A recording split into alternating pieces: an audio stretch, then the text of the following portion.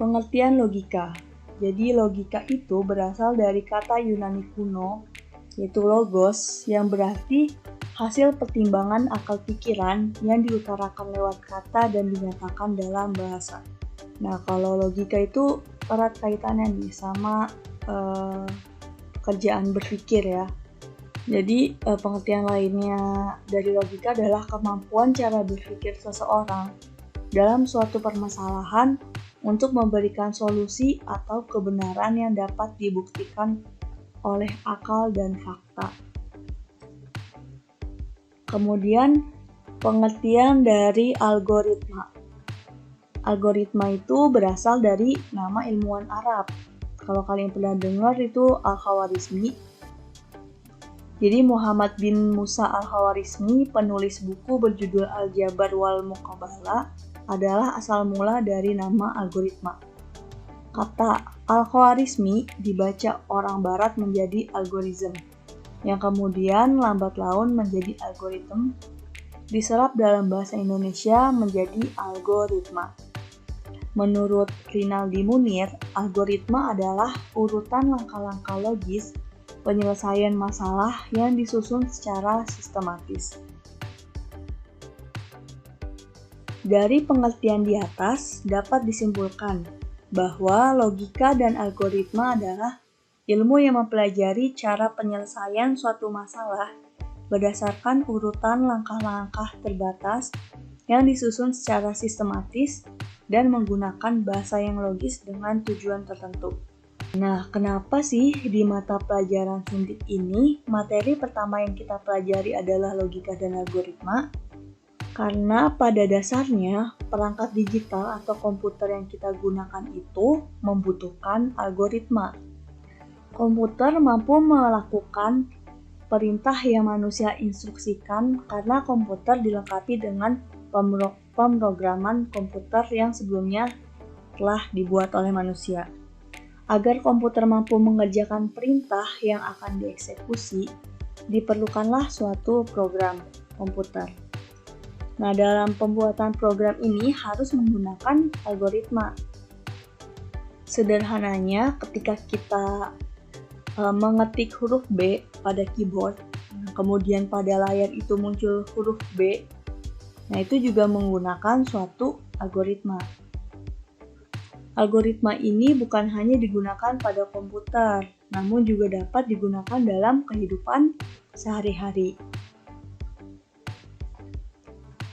Nah, contohnya, misalnya di sini ada dua gelas. Gelas A itu berisi air berwarna biru dan gelas B berisi air berwarna merah. Nah, kemudian di sini kita pengen menukar nih isi dalam gelas tersebut, di mana nantinya A itu berwarna merah dan B itu berwarna biru. Nah, jadi algoritma itu adalah langkah-langkahnya. Langkah-langkah apa saja sih yang harus kita lakukan untuk menyelesaikan masalah tersebut? Nah, yang pertama itu kalau dari contoh ini, langkah pertama itu kita siapkan terlebih dahulu gelas C. Nah, kemudian kita tuangkan isi di dalam gelas A ke dalam gelas C. Nah, kemudian kan gelas A ini nantinya kosong. Nah, lalu kita tuangkan isi di dalam gelas B ke dalam gelas A. Lalu isi yang tadi dalam gelas C yang berwarna biru kita tuangkan ke dalam gelas B. Nah, kemudian selesai. Jadi bertukar kan. Yang tadinya gelas A itu berisi air berwarna biru, kemudian berganti menjadi warna merah. Dan yang di gelas B yang awalnya berwarna merah menjadi berwarna biru. Nah, ini contoh sederhananya. Ini algoritma itu adalah langkah-langkahnya nih dalam menyelesaikan suatu masalah.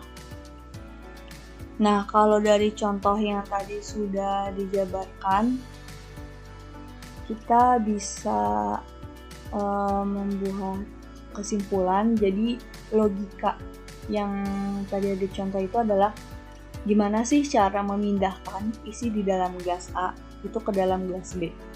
Itu. Kemudian algoritma atau langkah-langkahnya dalam menyelesaikan masalah tersebut itu dijabarkan seperti ini langkah-langkahnya. Tuh. Lalu cara penulisan algoritma. Nah, dalam menuliskan suatu langkah-langkah untuk menyelesaikan suatu masalah, itu ada 3 cara kita menuliskannya. Cara penulisan algoritma yang pertama yaitu dengan kalimat deskriptif atau dideskripsikan. Yang kedua, flowchart atau diagram alir. Dan yang ketiga, pseudokode. Nah, untuk yang pertama, itu kayak tadi ya, kita deskripsikan dalam kata-kata, itu dalam kalimat yang kita buat sebagai poin nih, poin 1 sampai 5. Ini contoh algoritma yang kita tulis dalam bentuk kalimat deskriptif. Nah, jadi cara yang kedua dalam membuat langkah-langkah atau algoritma itu dengan flowchart atau diagram alir seperti ini. Nah, kalau kalian lihat di sini kan bandanya beda-beda ya. Bentuk dari flowchartnya berbeda-beda. Ini apakah saya membuat ini hanya untuk variasi aja? Atau memang ada tujuan tertentu dalam bentuk-bentuk flowchart ini. Kalau kalian pernah lihat di Microsoft Word atau Microsoft PowerPoint, itu ada di bagian Insert, terus Save, itu ada bagian flowchart seperti ini. Nah, di sini kan ada banyak bentuk-bentuk. Nah, dan ternyata masing-masing dari bentuk flowchart ini atau masing-masing dari simbol flowchart ini memiliki fungsi tersendiri. Nah, jadi di sini ada beberapa simbol flowchart. Sebenarnya tadi kan ada banyak, cuman saya hanya mengambil 6 yang menurut saya ini lebih sering keluar gitu ya dibanding simbol-simbol yang lain. Jadi yang pertama itu ada simbol yang bentuknya seperti ini. Nah, kalau yang bentuknya seperti ini namanya terminator. Fungsinya itu sebagai permulaan atau akhir program. Nah, kalau kalian lihat tadi yang di flowchart tadi, untuk awal mulanya kan dia bentuknya seperti ini ya. Bentuknya seperti terminator. Nah, kemudian ada lagi simbol flowline. Panah ini menandakan atau fungsinya itu sebagai arah aliran program. Untuk satu langkah dengan langkah yang lainnya itu dihubungkan dengan simbol flowline ini. Kemudian ada simbol preparation yang bentuknya seperti ini. Nah, fungsinya adalah untuk persiapan yang dapat dilakukan sebelum menuju ke langkah berikutnya. Kayak tadi contohnya itu kalau misalnya kita mau memindahkan akhir ya, yang tadi, berarti kan persiapannya itu kita butuh gelas C. Nah, berarti pakai tanda yang seperti ini. Kemudian ada lagi simbol persegi panjang, itu namanya proses. Fungsinya itu adalah untuk proses yang dilaksanakan pada tahap tertentu. Ada lagi yang bentuknya jejer genjang, itu namanya input atau output data. Fungsinya itu sebagai proses input atau output data. Ada lagi yang bentuknya belah ketupat, namanya itu decision. Fungsinya pengambilan keputusan terhadap suatu kondisi. Terdapat pilihan ya atau tidak. Mungkin lebih jelasnya lagi, saya akan memberikan contoh lainnya, contoh flowchart lainnya. Jadi di sini kita mau membuat suatu diagram alir atau flowchart nih. Nah, jadi kita mau membuat flowchart cara menabung. Jadi langkah-langkah apa aja sih yang harus kita lakukan? untuk menabung.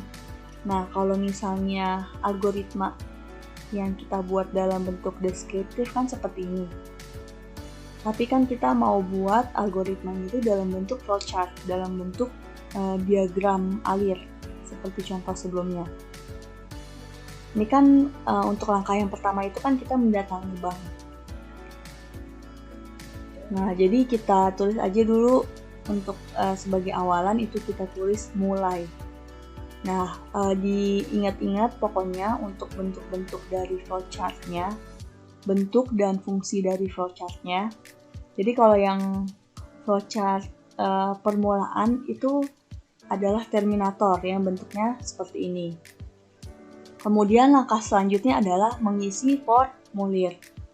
Nah, karena di sini ada kata mengisi, itu kan berarti kita ada proses input, ya, input atau memasukkan suatu data. Berarti kita menggunakan simbol jajar genjang yang ini, mengisi formulir. Nah, jadi untuk yang ketiga, sini kan langkahnya itu memberikan formulir tabungan dan uang. Jika belum ada tabungan, maka membuat tabungannya terlebih dahulu dengan melengkapi berkas. Nah, jadi ada pilihannya kan. Kalau kita punya dua pilihan gitu atau perbandingan kenyataan, itu berarti kita menggunakan simbol decision. Jadi kalau misalnya kita punya formulirnya, kita punya tabungannya, berarti kita lanjut ke langkah berikutnya. Tapi kalau belum, berarti kita harus melengkapi berkasnya terlebih dahulu. Jadi, flowchart yang dibuat adalah seperti ini. Nah, kemudian selanjutnya nih yang keempat, mengisi data ke buku besar. Jadi setelah langkah berikutnya, jadi kalau misalnya nih tadi ya, kita nggak punya tabungan, berarti kita diagramnya ke samping dulu nih, kita harus melengkapi berkas terlebih dahulu. Kalau misalnya kita udah punya, ya udah lanjut ke tahap berikutnya, bawah. Mengisi data buku besar, sama kayak sebelumnya ya, yang tahap kedua. Karena ada kata mengisinya, maka kita menggunakan simbol yang jajar genjang. Kemudian, tahap selanjutnya yaitu kita memparaf dan tellernya itu memberikan buku tabungan ke kita. Jadi itu ada suatu proses ya, jadi simbolnya ini yang persegi panjang. Kemudian selesai. Nah, untuk selesainya juga sama kayak simbol yang awal, pakai terminator. Bentuknya seperti ini. Nah, sampai sini ada pertanyaan. Jika memang ada pertanyaan, bisa kalian tanyakan di kolom komentar. Kemudian saya akan memberikan suatu tugas, yaitu buatlah flowchart cara menyalakan komputer. Nah, jadi kan sebelumnya tadi kalian udah mendengarkan ya materi dari saya, mulai dari pengertian logika itu apa, algoritma itu apa, dan bagaimana cara membuat flowchart. Jadi sekarang saya memberikan tugas untuk membuat flowchart cara menyalakan komputer. Kan kalau langkah-langkahnya apa aja kalau nyalain komputer? Pertama kan ketika mulai mau menyalakan komputer itu kita harus mencolokkan kabel ke stop kontak terlebih dahulu. Setelah kita nyolokin kabelnya, kemudian kita nyalakan atau tekan tombol CPU-nya. Nah, kalau misalnya CPU-nya nggak nyala, berarti kita harus mengecek power supply-nya. Tapi kalau misalnya udah nyala, berarti ke tahap berikutnya, yaitu kita menyalakan atau menekan tombol monitor. Nah, kalau misalnya tombol monitor yang nggak nyala, berarti kita cek dulu tuh VGA card, mainboard, atau memorinya. Tapi kalau misalnya udah bisa nyala tombol monitornya, berarti yaudah, nanti langsung muncul tampilan desktopnya, komputer siap digunakan, dan selesai.